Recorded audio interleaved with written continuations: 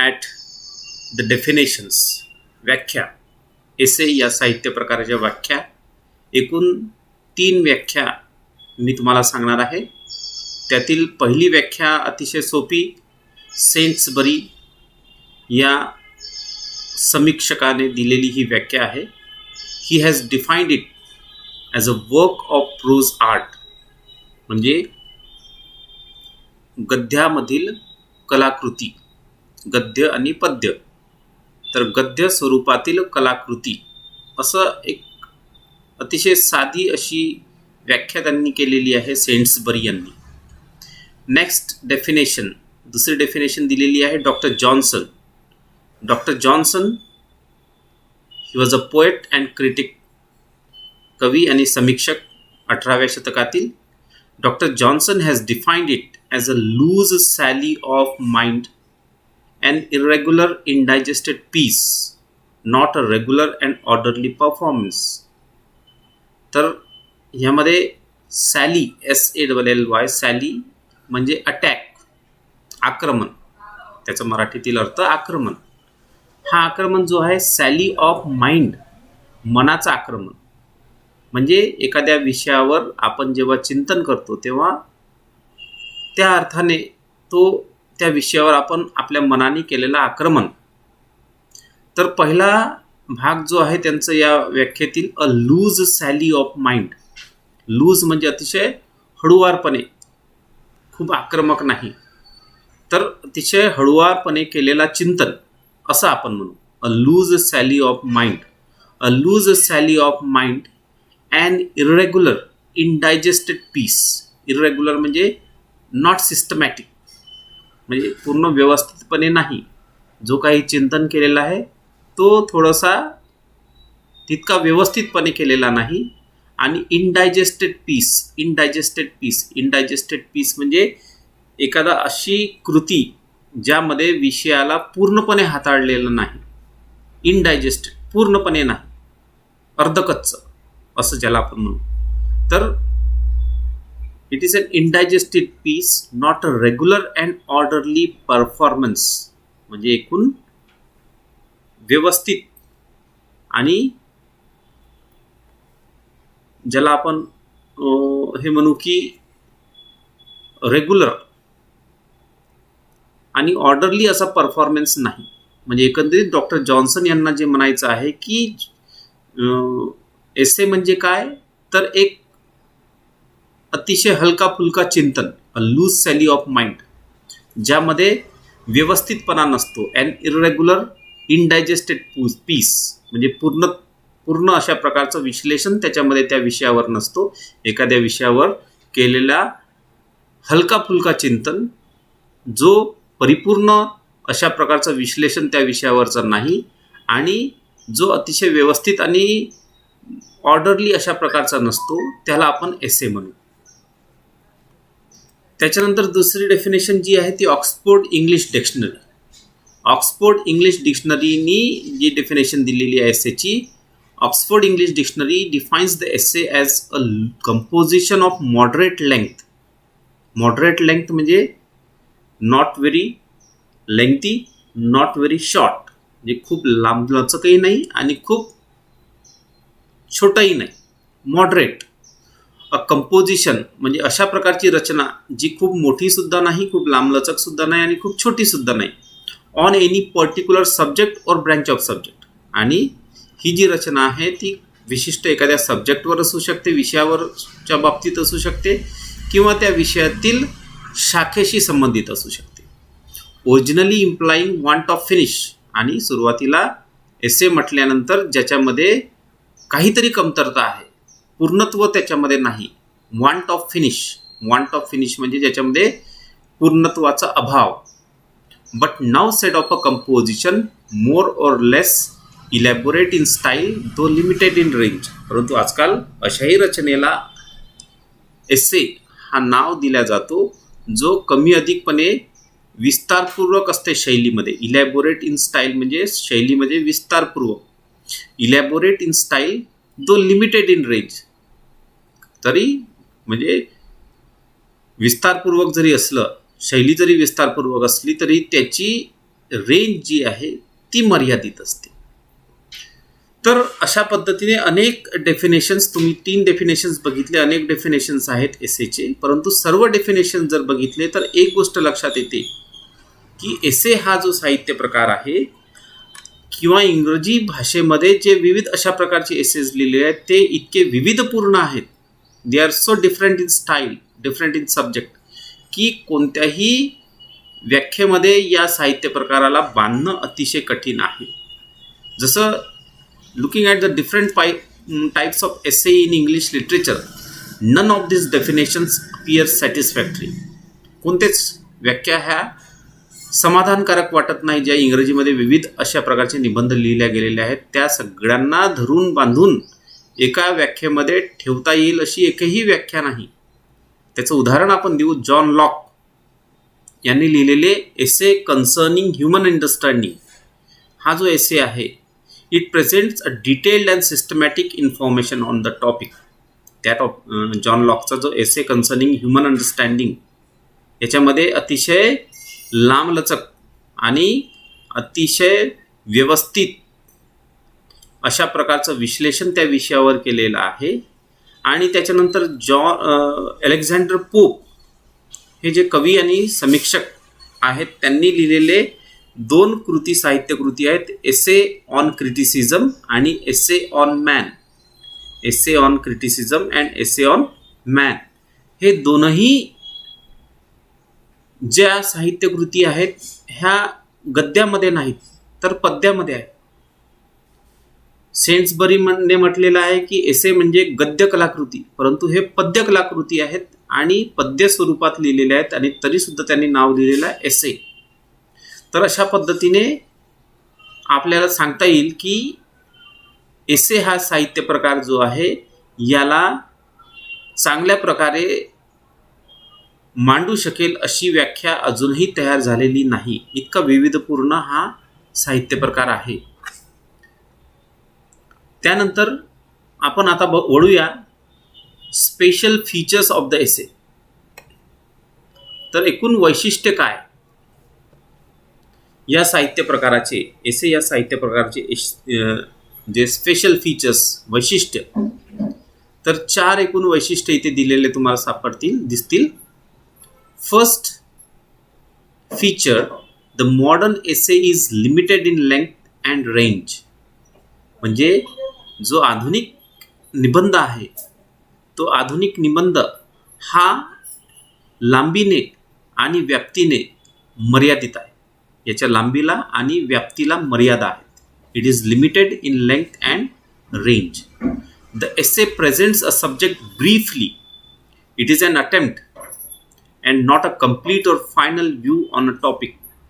म्हणजे कोणताही जो काही विषय या साहित्य प्रकारामध्ये घेतला जातो तो अतिशय थोडक्यात त्याला हाताळला जातो आणि त्या विषयातील तो विषय मांडण्याचा हा यास एक प्रयत्न केला जातो. त्याच्यामध्ये त्या विषयाबाबतीत सर्व संपूर्ण आणि अंतिम माहिती त्याच्यामध्ये नसते. It is not a complete or final view on a topic. तिसरा फीचर आपण बघू. Though it is limited in range, it gives the reader a sense of completeness. आणि जरी व्याप्ती त्याची मर्यादित असली या साहित्य प्रकाराची, तरी या साहित्य प्रकाराचा वाचन केल्यानंतर वाचकाला पूर्णत्वाचा एक भावना त्याच्यामध्ये येते की काहीतरी राहून गेलं असं नाही, तर त्या विषयासंबंधात त्याला पाहिजे, त्याला आवडेल इतका समाधान तो हा साहित्य प्रकार देऊन देतो. It gives reader a sense of completeness. त्याच्यानंतर चौथा जो फीचर आहे, any topic under the sun can be subject of an essay. म्हणजे एसे या साहित्य प्रकारामध्ये कोणते विषय हाताळायचे याबाबत मात्र बंधन नाही. कोणत्याही प्रकारचा विषय, अंतरिक्षापासून पृथ्वी तलापर्यंत आणि पृथ्वी तलावरील कोणत्याही क्षेत्रातील कोणताही विषय याच्यामध्ये हाताळला जाऊ शकतो. आणि म्हणून म्हटलेलं आहे any topic under the sun can be the subject of an essay. कोणताही टॉपिक एसे या साहित्य प्रकारामध्ये हाताळला जाऊ शकतो. त्यानंतर आपण बघूया origin and development of the essay, की या साहित्य प्रकारचा उगम कसा झाला, त्यानंतर याचा विकास कसा होत गेला, हे आता आपण समजून घेणार आहोत origin and development of the essay या सब टॉपिक खाली. The origin of the essay can be traced to the writings of ancient Roman writers like Cicero and Seneca. म्हणजे इसवी सन पूर्व काळातील जे रोमन रायटर्स आहेत, जे ग्रीक रायटर्स आहेत, त्यांच्या लिखाणामध्ये आपल्याला या साहित्य प्रकाराचा उगम आढळून येतो. जसं सिसेरो, सेनेका हे रोमन रायटर्स आहेत. त्यांनी त्या प्राचीन काळामध्ये एपिसल्स लिहिले. प्लुटार्चनी मोरॅलिया लिहिला. एपिसल्स म्हटल्यानंतर पत्र, विविध विषयावरचे पत्र या सिसेरो आणि सेनेकाने लिहिले. मोरॅलिया नावाचा ग्रंथ ज्याच्यामध्ये अनेक अशा प्रकारचे लेख आहेत ते प्लुटार्चनी लिहिले. हे सगळे प्राचीन काळातील रोमन आणि ग्रीक काळातील हे लेख, लिखाण किंवा ग्रंथ आपण म्हणू. आणि या लिखाणामध्ये आपल्याला एसे या साहित्य प्रकाराचा उगम दिसून येतो. त्या काळामध्ये त्या लिखाणाला एसे हा नाव त्यांनी दिला नव्हता, परंतु आजच्या आधुनिक युगातील जो एसे हा साहित्य प्रकार आहे, या साहित्य प्रकाराच्या वैशिष्ट्यांशी मिळता जुळता असणारा स्वरूप त्या लिखाणामध्ये आहे. आणि म्हणून आपण म्हणू की या साहित्य प्रकाराचा उगम हा तिथे आहे, प्राचीन साहित्यामध्ये आहे. त्यानंतर जो महत्त्वाचा डेव्हलपमेंट झाला तो 16व्या शतकात. इन 16th century मॉन्टेन नावाचं एक फ्रेंच रायटर, त्यांनी एक ग्रंथ प्रकाशित केला. त्याला नाव त्यांनी दिलं एसेईज. एसेईज.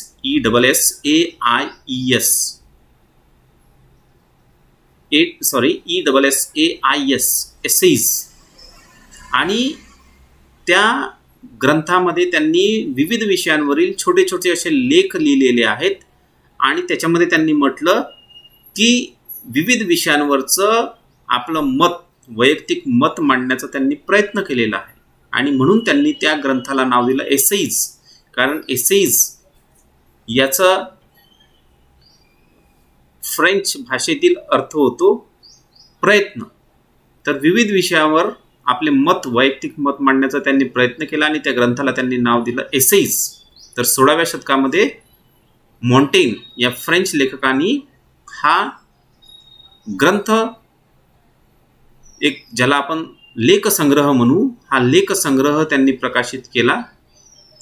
आणि अशा पद्धतीने पहिल्यांदा एसे हा नाव या साहित्य प्रकाराला मिळाला. अँड सो, आणि म्हणूनच Montaigne is considered as the father of English essay.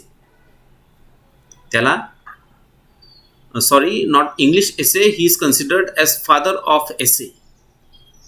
Essay या साहित्य प्रकाराचा जनक म्हणून मॉन्टेन यांना मानलं जाते, कारण एसे हा शब्द त्यांनी सर्वप्रथम मांडला या प्रकारच्या लिखाणासाठी. त्यानंतर बघू की फ्रान्समध्ये फ्रेंच रायटर मॉन्टेननी सुरुवात केली या साहित्य प्रकाराला, खऱ्या अर्थाने नाव दिलं किंवा जन्म आधी झाला असेल, बारसं 16व्या शतकात फ्रान्समध्ये झाला.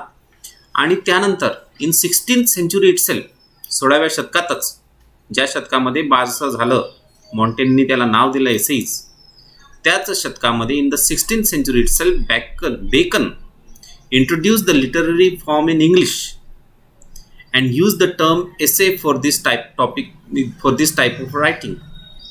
आणि फ्रान्सिस बेकन नावाचा 16व्या शतकातील इंग्रजी लेखक,